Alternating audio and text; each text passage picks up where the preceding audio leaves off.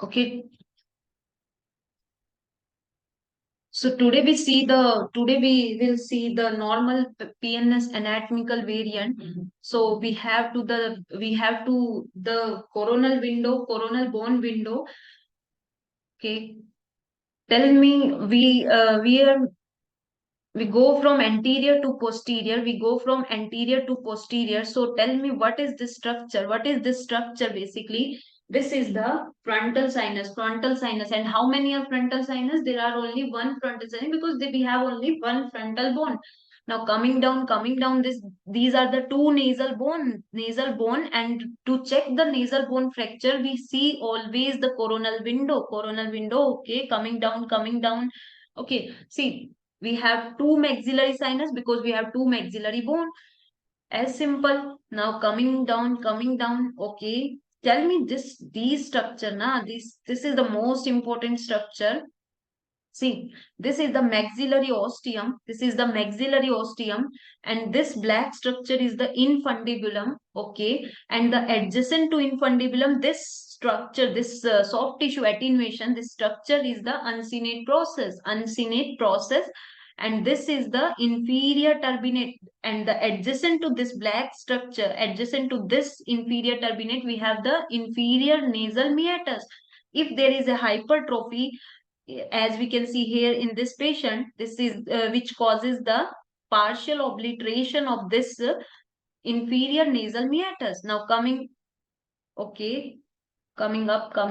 Now this is the middle meatus. We have just checked there is pneumatization of the middle meatus or not. Now, then this is the crista galli. Na? This is the crista galli structure. Okay. Now we have only ethmoid sinus and the sphenoid sinus. As we know, there are lot of ethmoid sinuses. Okay. I will tell few named variant of the ethmoid cell.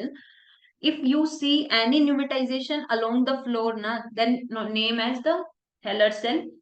If we see the anterior most ethmoid cell, we call it as the Agarnese cell. Okay. Now coming posterior.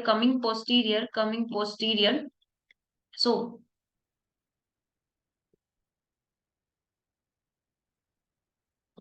so what is this? What is this? This is the sphenoid sinus. Sphenoid sinus. And how many sphenoid sinus? Only one, because there is only one sphenoid bone. But we have to mention there is a bony partition between partition in the sphenoid sinus.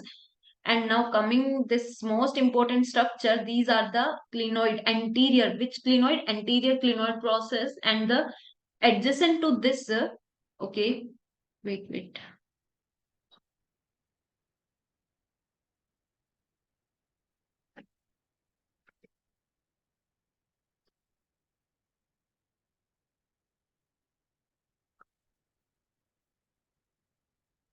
Okay.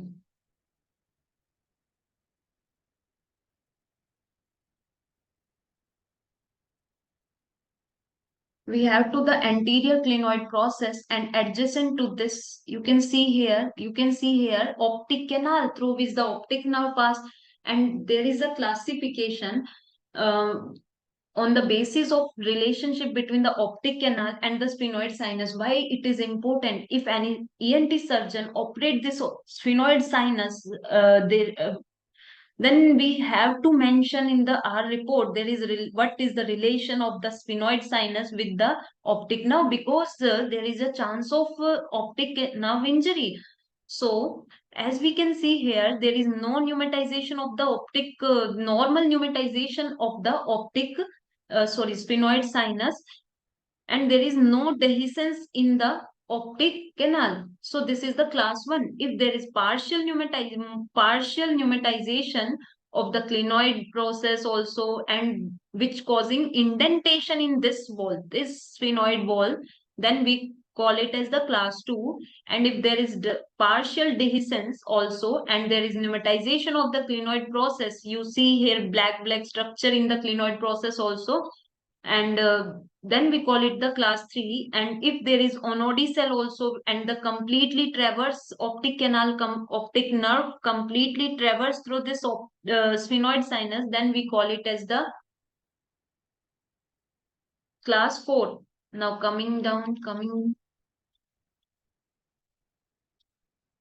Okay. So tell me the what is in the lateral wall, na? Lateral wall of the. Okay. See this. These are two foramen, na? These are two foramen. Foramen rotundum. These are the lateral. See, in the lateral wall of the sphenoid, na, foramen rotundum, through which the maxillary nerve passes. Now coming down, coming down. Okay, this is the foramen. This is the median canal through which the median nerve passes. Okay, okay. And one more structure is left. You have all should know. This is the crista galli. Thank you.